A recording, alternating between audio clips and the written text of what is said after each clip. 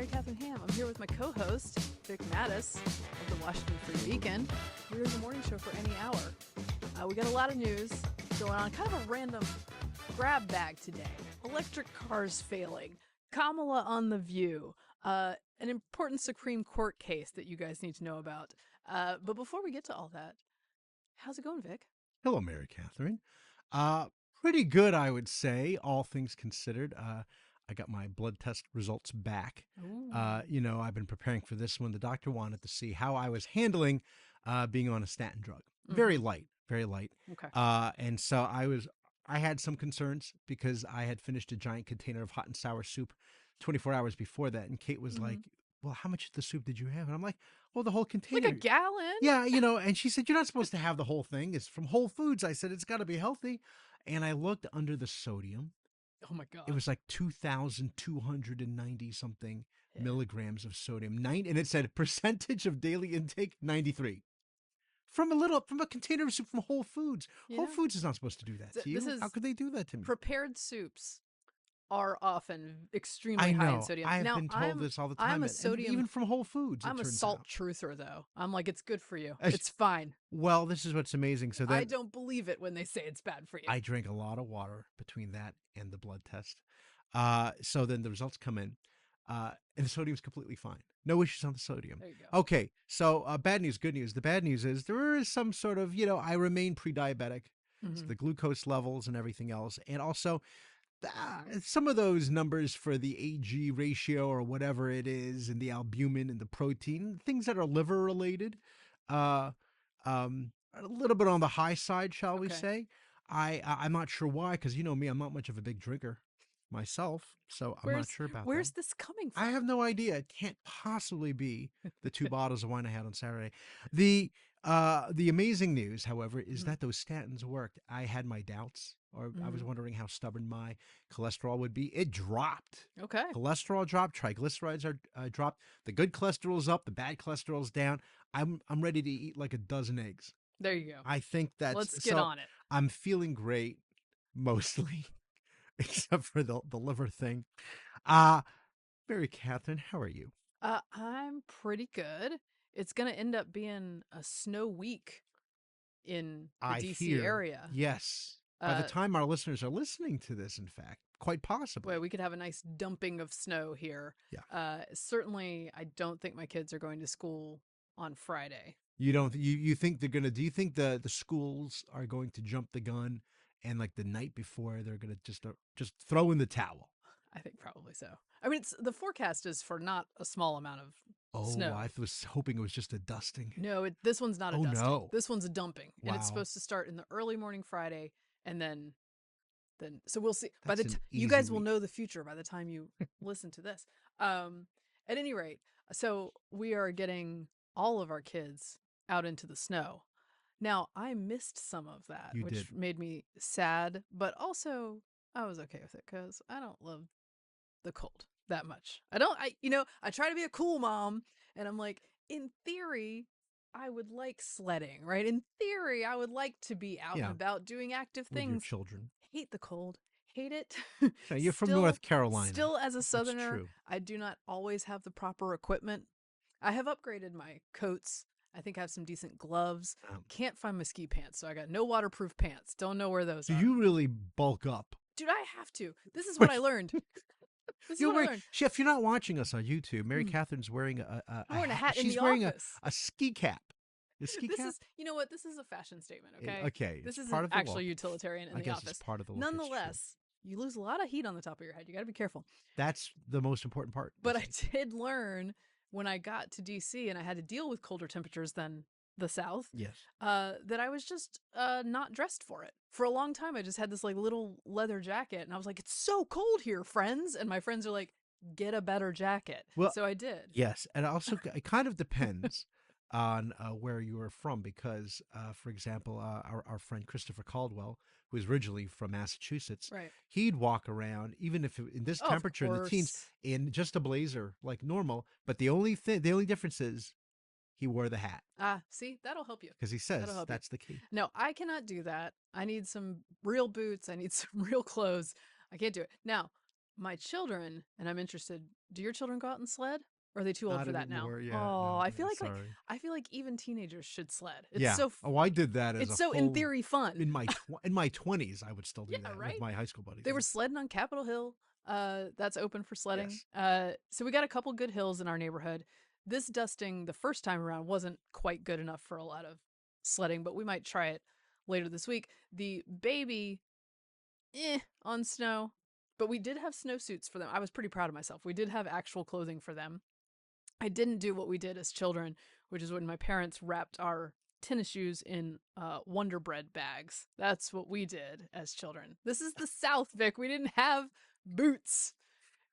We just waterproofed Wonder them Bread bags with bread bags. with bread bags. So it was very fashionable too, because you had the Wonder Bread had all the little red and blue dots. Yep, looking good. Looking good. Stylish. So I was proud of myself that we did have some cold weather gear for the babies.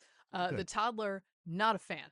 Not a fan of the snow. Not a fan of the cold. She was not into it. Didn't like it. Mm-mm. Well, I mean, the thing is, if you're dealing with kids as well, and I mean, ideally, you kind of like, oh, I like the idea, right? Yes. From a distance of doing these things, but when you're handling the kids, in that eventually the snow gets, however, gets into your wrist. Well, it gets into your wrist inside the gloves, and then of course inside the boot. Yes, we do have the advantage now that the older two kids can dress themselves for snow, so you're not in charge of dressing them. Yeah. The little It's a whole kids, to do. you have to dress. And here's the thing, you got to drill on that. You got to drill on dressing your little kids for snow, because you're only going to get them outside for roughly 11 and a half minutes. So if you spend 30 minutes getting them ready, that part is true. The juice ain't worth the squeeze. You gotta cut down on that prep time. I have vague memories of Kate doing this. Yeah. So we did only have one set of gloves, so I was like, it's like Hunger Games out here, girls, girl and boy. Which one of you needs it?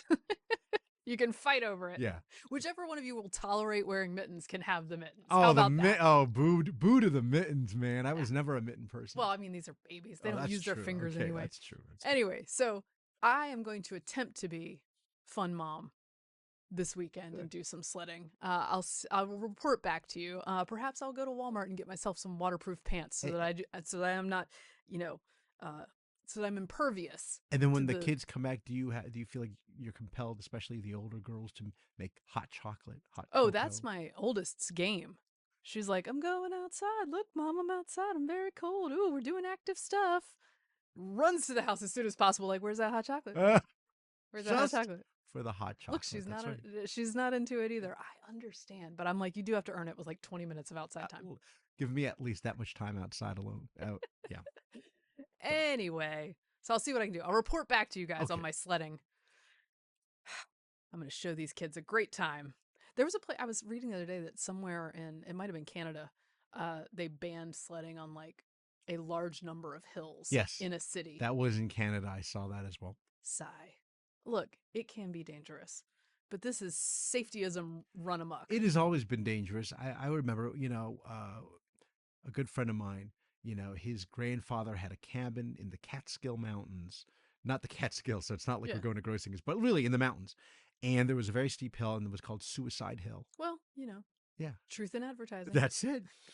My brother, one of the only broken bones in my childhood home was my brother broke his foot because a sled went wayward, and he unwisely used his foot as a, stopper, which is not what you want to do. No.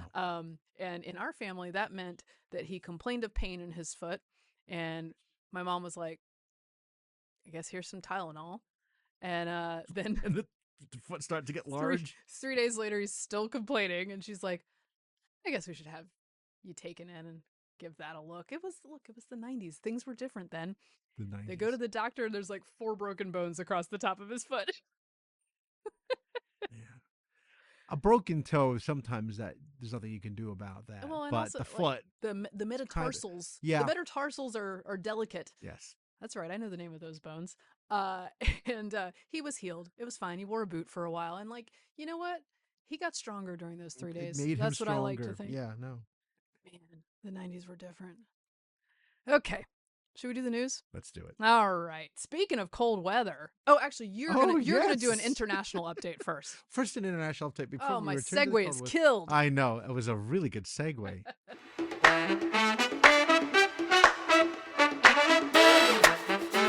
This is just a very quick update.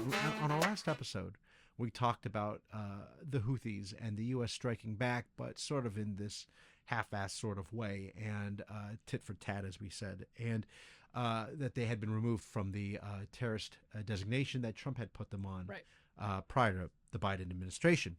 Shortly after we recorded the show, of course, it was announced that they're now considered, the Biden administration has now redesignated them as terrorists. Oh. But not so fast, Mary Katharine, because the Biden administration has called them specially designated global terrorists, as opposed to another designation, which was under Trump, foreign terrorist organization. The difference is, under the Biden specially designated, you cannot seize assets.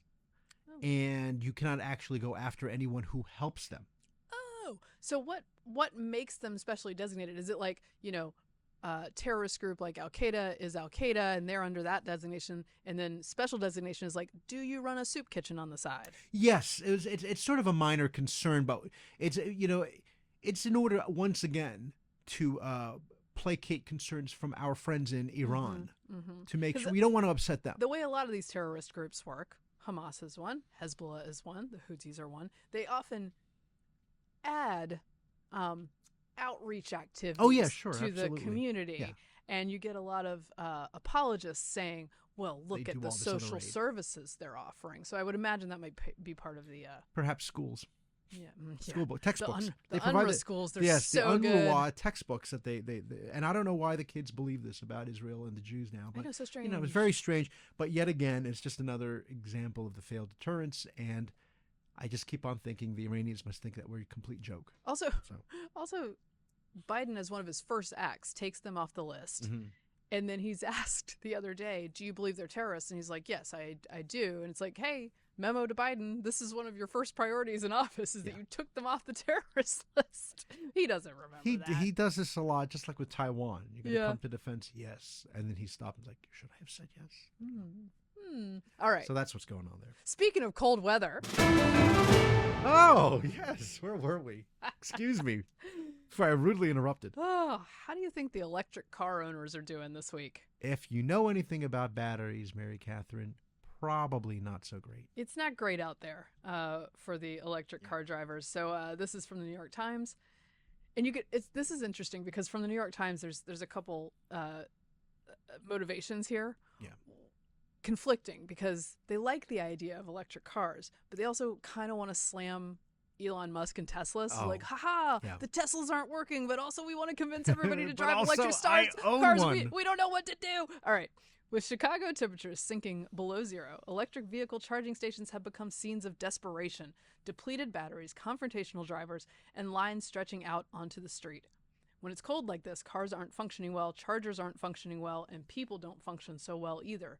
Well, yeah, because they're freaking cold and their car is broken, said Haved Spencer, an Uber driver, who said he had done little else in the past 3 days besides charge his rented Chevy Bolt and worry about being stranded with a dead battery again. This story alone. Yeah. Mr. Spencer, so he's making money from Uber. It's a great story. He's paying for a Chevy Bolt. Great in a terrible way. Then Mr. Spencer, 27, said he set out on Sunday for a charging station with 30 miles left on his battery. Within minutes, the battery was dead. He had to have the car towed to the station. So this is a man trying to make a living with Uber. Yeah. Has a promise that this Chevy Bolt will work for him. He's paying for the Chevy Bolt. He's paying for the charge. He's headed out to responsibly get his charge with plenty of miles left. He goes there and he has to have his car towed to the station because he can't make it there on his battery, which is another giant expense if you've ever had a car towed. That is not a small expense. No, it adds up. And this is like happening everywhere. Can I give you my favorite quotes from the story? And this is a schadenfreude for people who own combustion engine cars, by the way.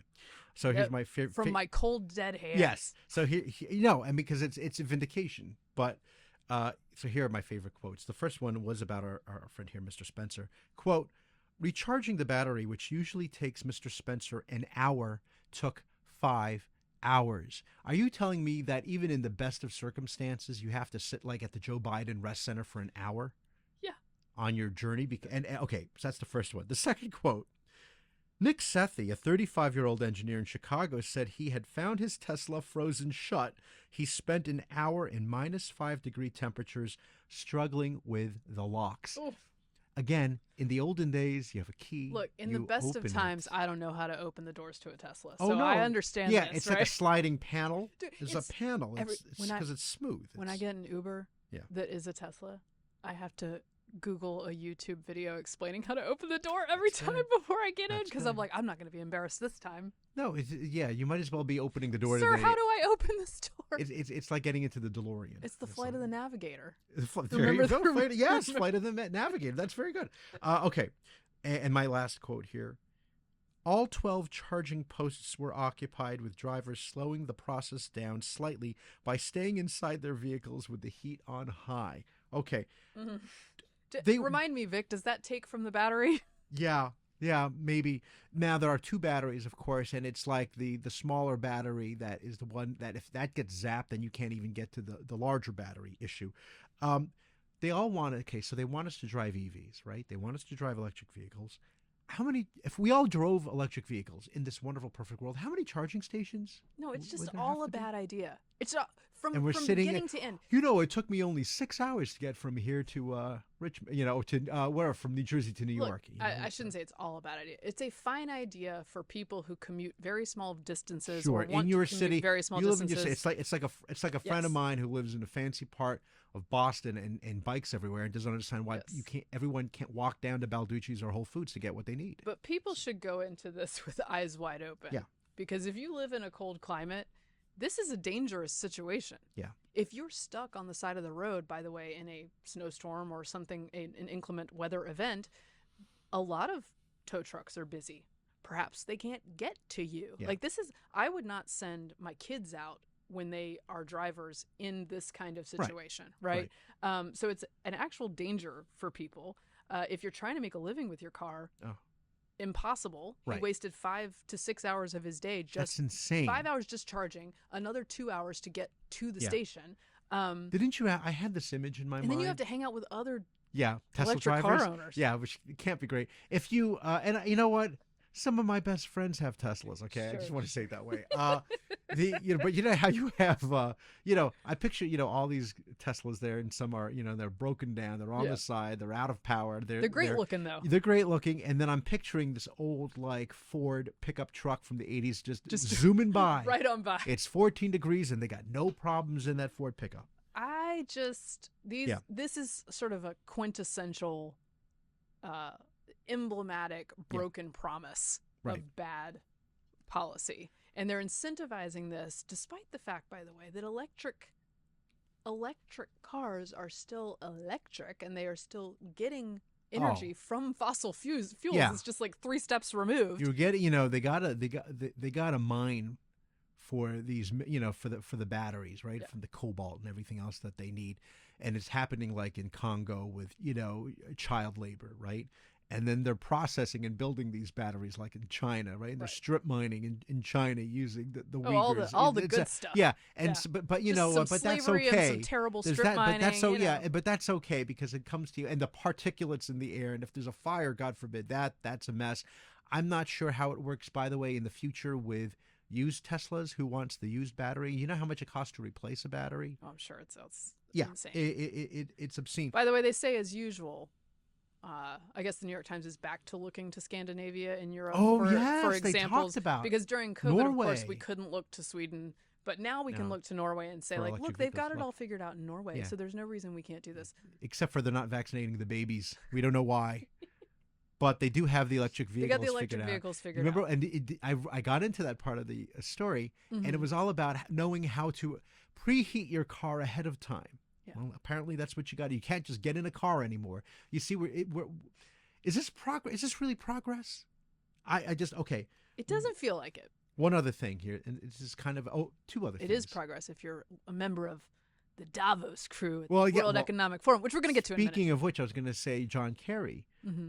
He was asked about the electric vehicles issue, and that there seems to be a pushback, and he blamed it on disinformation. Oh, naturally. It has nothing to do with the fact that these cars aren't working right now, you know.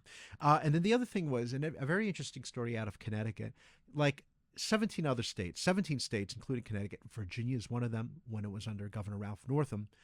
They basically tied their policies to California's climate policies. Always right? wise. Always wise. You wanna follow the United States leader in losing population as a percentage to So yes. So Connecticut, they agreed that they were pushing for a new law that by 2026, 35% of all the cars sold have to be electric. Okay.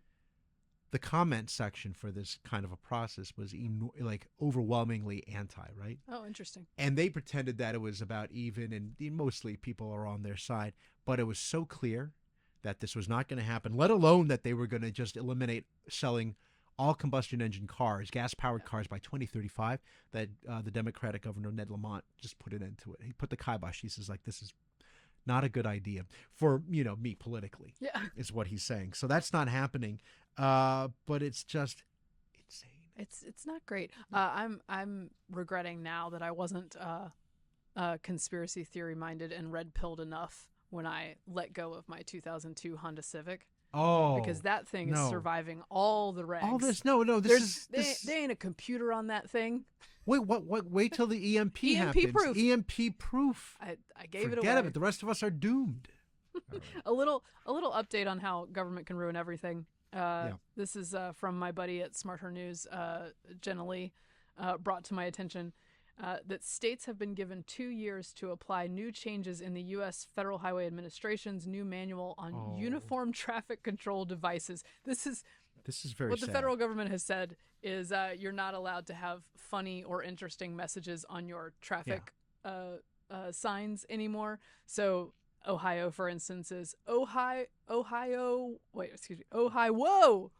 watch your speed. Or visiting in-laws, slow down, get there late. Like, cute, right? I typed that one in, by the way.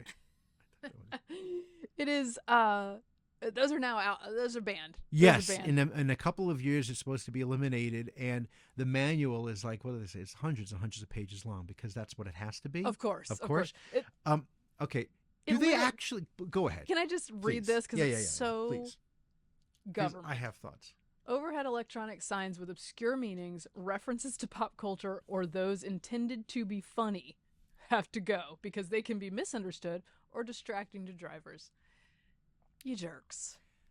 It's like the only thing I look forward to driving up 95. I'm not talking with my family. I mean, it's just like, oh, here comes another one. Oh, that's good. Okay, so here's my thing. Do they actually have evidence that this has been confusing? Did somebody call some Department of Transportation number in a state and say, I didn't get that reference, and then I ended up in Kalamazoo, Michigan, Yeah. So I didn't slow down because it made the in-laws joke, and I couldn't decipher it. So then if I take it a little bit further, is this about the old people? Does this have to do with old people not getting the signs? Well, I have a couple questions. And then ultimately, is this about the silver alerts? Is it this? Okay, that's what I want to know. I have a couple questions. Yeah. Do they have any data that the overhead electronic signs worked to better the situation to begin with, right? Or are we just doing signs for fun? I would be interested in the data for that. And then whether this is confusing or not, does that mean that click it or ticket is gone because that's a clever rhyming does that count as funny? Yeah, does that count as cute? The drunk driving ones were very good. Yeah. I thought they were very effective. And the idea is that they catch your attention. Yes. At any rate. My guess would be that the electronic signage doesn't make a huge difference in any form. Yeah. That'd be my guess. People are pretty much driving how they drive. That's right. They're not like, oh, interesting. Should I slow down? Yeah. They think that when they see blue lights, and then they slow down. I was going to make a joke, but I'm not going to make a joke. All righty. What else do we have?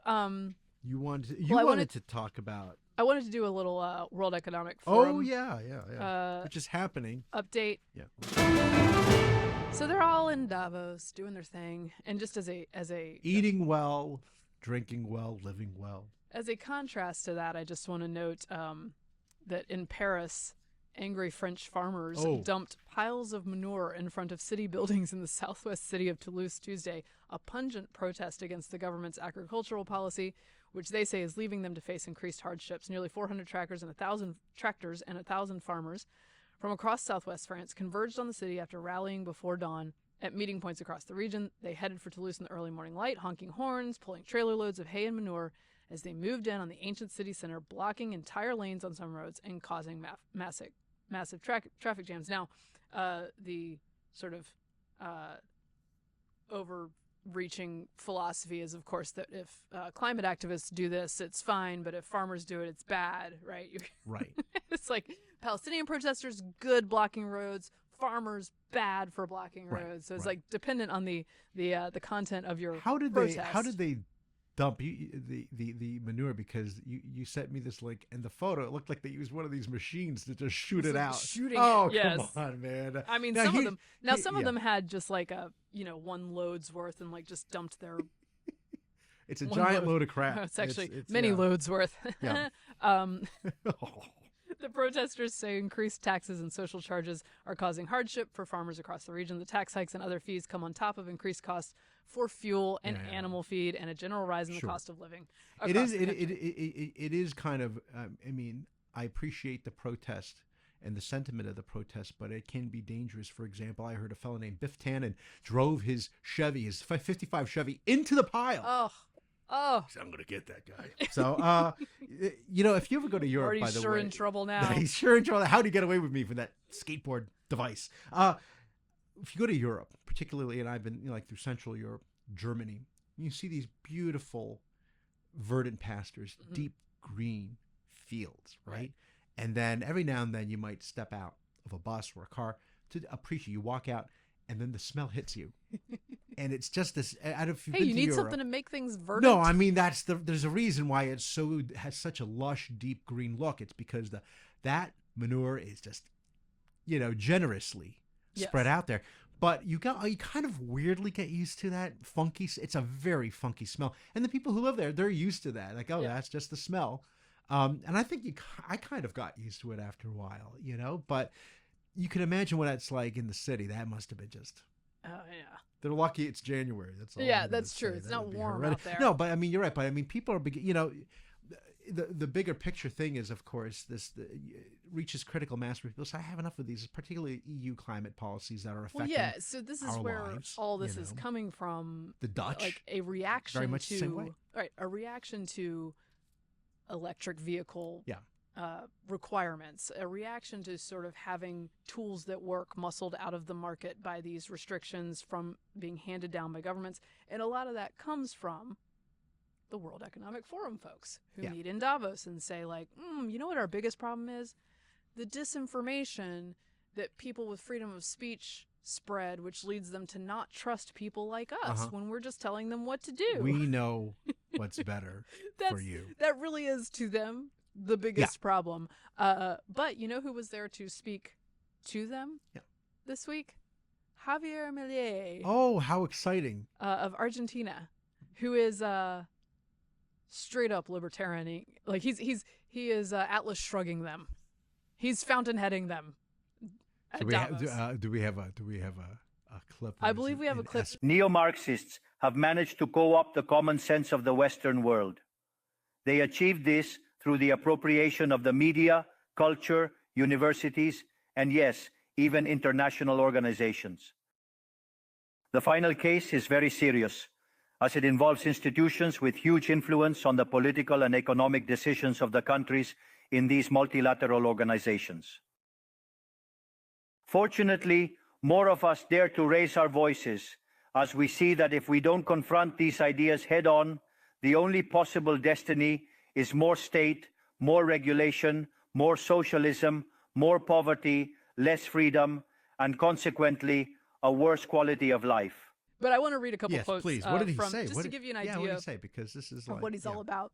He says, today I am here to tell you that the Western world is in danger, and it's in danger because those who are supposed to defend the values of the West are co-opted by a vision of the world that inexorably leads to socialism and thereby to poverty. Unfortunately, in recent decades, motivated by some well-meaning individuals willing to help others, and others motivated by the desire to belong to a privileged class, the main leaders of the Western world have abandoned the model of freedom for different versions of what we call collectivism. We are here to tell you that collectivist experiments are never the solution to the problems that afflict the citizens of the world. Rather, they are the root cause. And it goes on and on and on like an unedited Ayn Rand speech. Do you think he'll be invited back next year? You know what? This is to the World Economic Forum what Ricky Gervais was to the Golden Globes. Yes, exactly. And they need to hear it. They need to hear it. The attendees were like Johnny Depp and, Yes. and being attacked for the movie The Tourist. I want to read the conclusion. He says, in concluding, I would like to leave a message for all entrepreneurs and business people here, and for those who are not here in person but are following from around the world. Do not be intimidated either by the political caste nor the parasites who live off the state. Do not surrender yourself to a political class that only wants to perpetuate itself in power and keep their privileges. You are social benefactors. You are heroes. You are the creators of the most extraordinary period of prosperity we have ever seen. Let no one tell you that your ambition is immoral. If you make money, it's because you offer a better product at the best price, thereby contributing to the general well-being. Do not yield to the advance of the state. The state is not the solution. The state is the problem itself. You are the true protagonists of the story. And rest assured that starting today, you can count on Argentina as an unconditional ally. Long live freedom, damn it. That's the end of the speech. Okay, I have two thoughts on this. One is he would be an amazing commencement speaker. Please, if yes. you had, you He'd would be just kicked take off all every your campus in endowment America. money and just give it to him. Okay, they would be the whole audience would be triggered.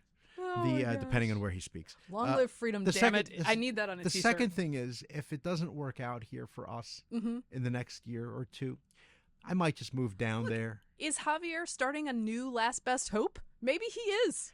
I mean, the steak is going to be amazing. I don't know about my blood. It's a beautiful my blood country. test, but yes, the Pampas, Patagonia, whatnot. You can hike there. I could be a climb gaucho. mountains. Is it a gaucho?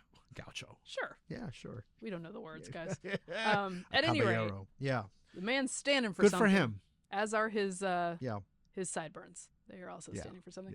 Yeah. Anyway, I enjoyed that very much. I do love a speech with moral clarity about the power of capitalism and entrepreneurialism to raise people out of poverty and to serve people better products, more prosperity.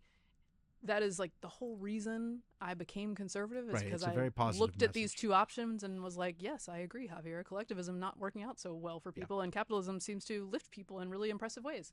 Yeah. So cheers to that speech. Cheers to that. And Salute. not the people who they're probably trying to censor the speech on YouTube or something because they're it's activating disinformation. everyone. They're activating everyone's Microsoft, the microchips in them now. It's too late Did for you all get of us. injected with that? Apparently I did. Okay. Jokes. Okay. Yes, don't want to move us on that little chart there of truth. Okay. Do you want to talk about Miss America? Oh man. Do I ever? Go ahead. Why would I want to talk about Miss America, Mary Katharine? Miss America this year, Colorado, Miss Colorado crowned the first ever active duty military woman. Crowned Miss America. A United States Air Force fighter pilot training to be a Top Gun has been crowned Miss America. Madison Marsh, 22, who comes from Fort Smith, Arkansas, won the top award at a ceremony in Orlando, Florida on Sunday night. Second Lieutenant Marsh was crowned Miss Colorado in May 2023. She's the first active duty officer from any branch of the military to represent at the national level of the Miss America organization. Congratulations to her. She's a real impressive lady. I clicked on the story and saw Did you click through all the competitions? I guess you could say she took my breath away. Mm-hmm. I was thinking of asking her out, but I was afraid of getting shot down. Fair. Okay. No, I have a whole. I'll spare you the other jokes involving words like cockpit. Okay. No! I'll just sorry. No, okay. It's okay. It didn't work. Don't get nervous. On her tail. Okay. Anyway, she is, of course, she's like the full package, isn't she? Because I mean, it really seems she's like it. She's heading to Harvard Kennedy School. Is that correct? Oh yeah, that too. Taekwondo black belt. What man? This is my big concern. What man, aside from me, since I was in the Civil Air Patrol, so we'd have a lot in common, could sort of be up to, you think, to her standard, her level? I mean, how would that work? Well, who would you she would have to marry some sort of a Navy SEAL, some guy who's member of Delta Force, and a Rhodes Scholar Delta Force guy. It's going to be, it's a tall order. Are you ready for this? Okay. My strategy would have been, Were you not already spoken for? Yes. Lovely wife, whose birthday is today, by the way. I would just own it. I'm like, you know what? You wear the pants in the family. I'm going to make some amazing blueberry muffins for you. When you come back from shooting down, like, 3 or 4 Su-35s, I'll be like, that's great, honey. Have a muffin. I'll be here with a Manhattan. Yeah, no, everything. Some Yeah. The house is clean. Me and my Roomba, and that there's no way. Because otherwise, don't try to compete. No. There's no competing. I think, I mean, this is a, you know what this is? This is a task for the Bachelorette. No, she's amazing. We need to recruit a Yes. bunch of men strategically to go on the Bachelorette to date her specifically. Right. And they can't be all these like Instagram model dog walker types. You need men who have a career, who are alpha. Unless I guess you could have a smattering of the not going to compete. Yeah, that's right. Because you know what? I'm not, and I'm not afraid to take on that role kind of a thing, right? She's too dignified for I'm the gonna Bachelorette. own it. I would hope that she would reject that. Own it. She would reject my strategy. No, of being just the beta. The Bachelorette. Oh, in the general, Bachelor. Yeah. Okay. Maybe right. I'm wrong though. Now we do have a big legal case coming up. I think you wanted to talk about that. We do. Okay, so this is the Supreme Court had oral arguments for a case that centers on some fishermen, It's commercial interesting. fishermen, small businesses, I believe in Rhode Island and New Jersey.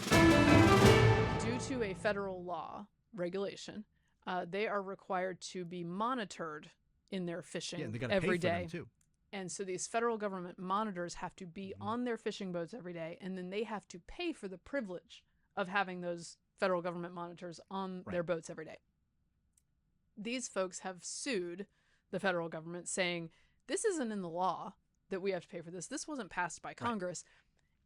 The issue with this, and it's going to be a fairly big deal to the federal government, is that the reason the federal government could force them to pay for this, even though it wasn't in the law, is there's something called Chevron deference, which comes from a 40-year-old case called Chevron versus Natural Resources Defense Council, that says basically that courts should defer to an agency's reasonable interpretation of an ambiguous statute. That's right. This has led to many decades of Congress just going, let's do this, and then deferring to experts allegedly and reg writers and all the folks who are unelected and often unaccountable in the various agencies to say what that means. And then when they're challenged, they go, Chevron said we can do this. Right. So what's interesting is not only does it involve statutes that are perceived to be ambiguous, but determining what those statutes are itself is kind of ambiguous. Yes. So all of a sudden, these Yeah, it can federal be like agencies, anything. these federal agencies are like, well, we consider that to be ambiguous, and citing 84, Chevron versus Natural Resources Defense Council, we'll handle it from here. And courts are just like, fine, you can do that. But the big fear the Biden administration says, of course, is that this will, if this happens, right? And it could probably be like a 6-3 decision, quite possibly with Brett Kavanaugh maybe leading the charge. It's going to be chaos. But that's not a reason not to challenge something that is considered to be wrong or wrongly argued. Right. Much like with the overturning of Roe v. right? Wade, which, by the way, the abortions are still happening. No, this whole thing. Well, I heard somebody say on the news the other day about when Roe was overturned and the national ban on abortion. It's like, that's not a real thing. That didn't happen. It's where the handmaidens. Point being, despite the logistical and political fallout of such a decision, I think it would be the correct decision that Congress should be making the rules and not deferring to these agencies over and over and over again with tremendous power. So it says, this is SCOTUS blog writing on it. After more than 3.5 hours of oral argument on Wednesday, it seemed unlikely that the rule outlined in that case, known as the Chevron doctrine, will survive in its current form. A majority of the justices seemed ready to jettison the doctrine, or at least very significantly limit it. The court's ruling would have ripple effects across the federal government, where agencies frequently use highly trained experts to interpret and implement federal laws. Although the doctrine was relatively non-controversial when it was first introduced in 1984, in recent years, conservatives, including some members of we pounced, guys. Yeah. Some members of the Supreme Court have called for it to be overruled. The folks, the fishermen, of course, are quite sympathetic figures, and their story is sympathetic. Those who say that Chevron is amazing say that this is just this is a backdoor way for big corporations to avoid environmental regulations. But I would just like the people who we elect to do the thing that they're supposed to do. And this is part of a generation-long pattern of Congress going, we don't really want to do those things. Right. We'll have someone else do those things. I'll tell you, what surprised you, I was really surprised because I didn't think that people really cared that much about the Atlantic herring except for me. I love herring and cream sauce. So this is a case made for Vic. Man, the herring is so delicious. That's the first thing. The second thing is, based on my experience as a legal correspondent on the much missed Right and Writer podcast, it might not just be an outright reversal, but rather a sort of reinterpretation of something called the Administrative Procedures Act. So, there'll be some gray area, but it could be somewhere in between is all I'm saying. The other thing that is really interesting and was brought to my attention by my colleague Colin Anderson, which is, do you know who seems to be absolutely obsessed with the Chevron deference? No. Ron DeSantis. Apparently, I wouldn't have known this because I was not able to tune into his announcement with Elon Musk that he was running for president. If you remember, that was all sorts of technical glitches. Yes. But one of the things he said in his announcement was that one of the first things he wants to deal with is the Chevron deference. No, it does not surprise me at all that DeSantis is deeply engaged totally on Chevron deference. Yeah. A note this is from Reason Magazine, saying the dispute at the center of these lawsuits is real. It illustrates how vulnerable Americans are to whims of federal agencies empowered to invent their own authority. Mm-hmm. The plaintiffs are family-owned businesses that cannot easily bear the financial burden imposed by the requirement that they not only make room on their cramped boats for observers monitoring compliance with fishery regulations, but also pay for that dubious privilege. They also note the Department of Veterans Affairs took advantage of the same Chevron doctrine to deny a disabled veteran 3 years of benefits it owed him, relying on an arbitrary rule it invented for its own convenience. So you can see how if you are a small business person or if you are someone subject to a regulation, the idea that like a handful of experts at Department of Energy or Veteran Affairs or wherever it is can just be like, this is what we think the law is. Right. Seems like a problem. Yeah.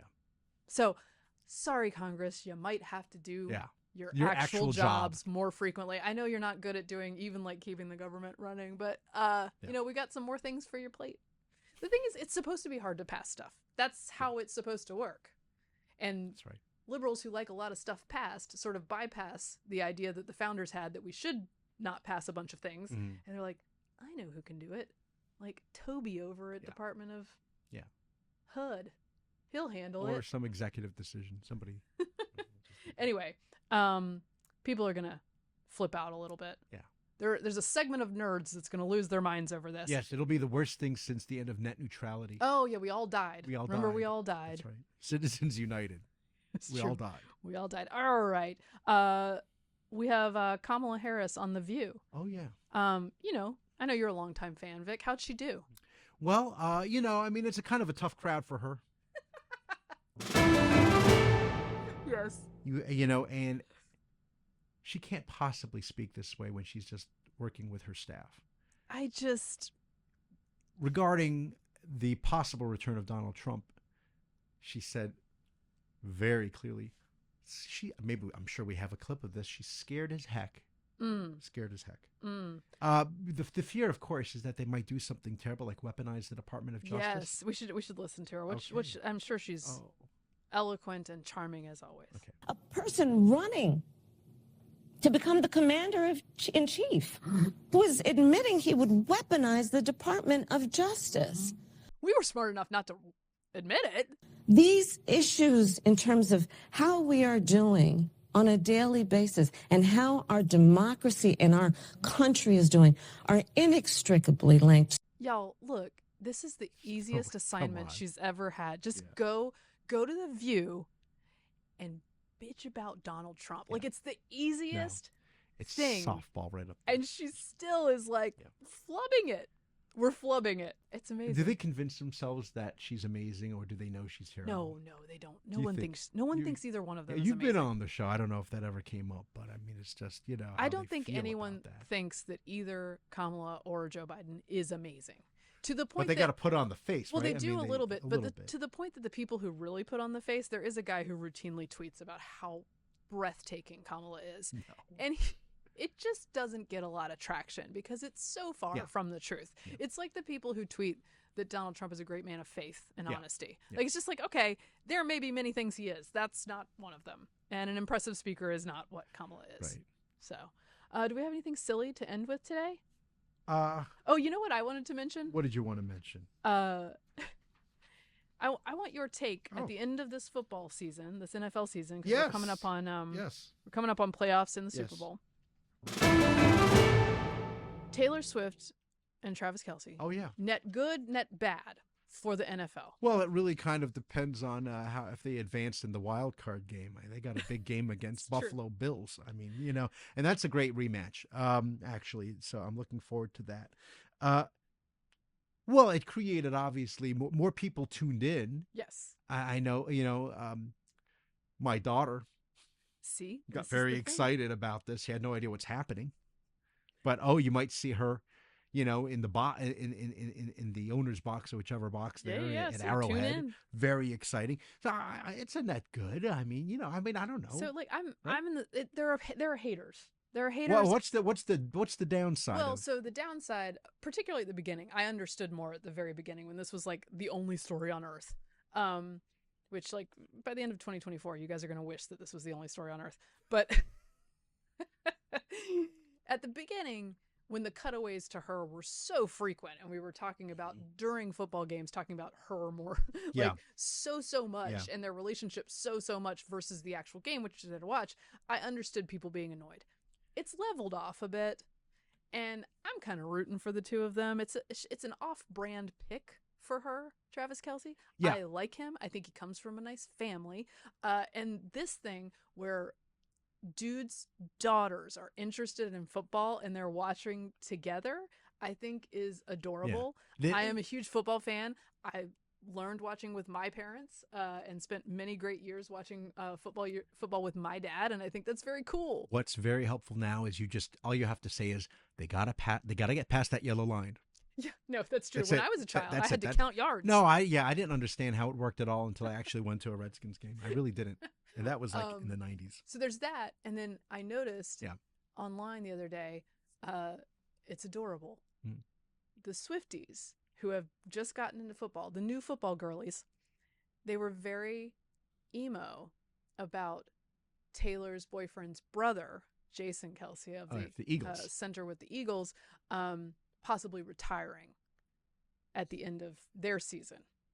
And there were so many compilations of Swiftie lyrics and like moving old video of Jason Kelce, and I was like, this is a moment. We're having a What is moment. It's so happening here? sweet. I'm a little emotional for Jason, you know? Yeah. And people were just doing all these like hilarious tween tributes to the retirement of a Philadelphia Eagles who lineman. they probably never had heard of before. It's amazing. But Anyway, it's so I okay. say net good. All right. Best of luck to those guys. Yeah, I mean, you know, especially now that she knows the mother, you know, it's It's kind of it's sweet. awkward. It's awkward if it doesn't work out. I do have a correction. You're going to kill me about this one. Okay. On our last, you're gonna kill me because we're ending on this note. On the last episode, I mentioned the possibility. I said, oh, you know, I talked about the kinder and gentler Trump. You know, his speech, post Iowa caucus speech, and he was, you know, conciliatory. That was the word. He was conciliatory. Yes. It's over now. It's over. He's back to calling Nikki Haley Nimrata. You know what? Look, we had a moment. Yeah. As I have said for many years, he can keep a lid on his id for about 35 minutes. Yeah. And then we're off and running with normal Trump That- again. So this is the thing about, it's good that if it ends up being Biden versus Trump, which I don't know if I said in the last podcast, like just 2020 but older, if that's what we end up with. Yeah. Do not rely on any new or different behavior from Trump to convince new and different voters to vote for him.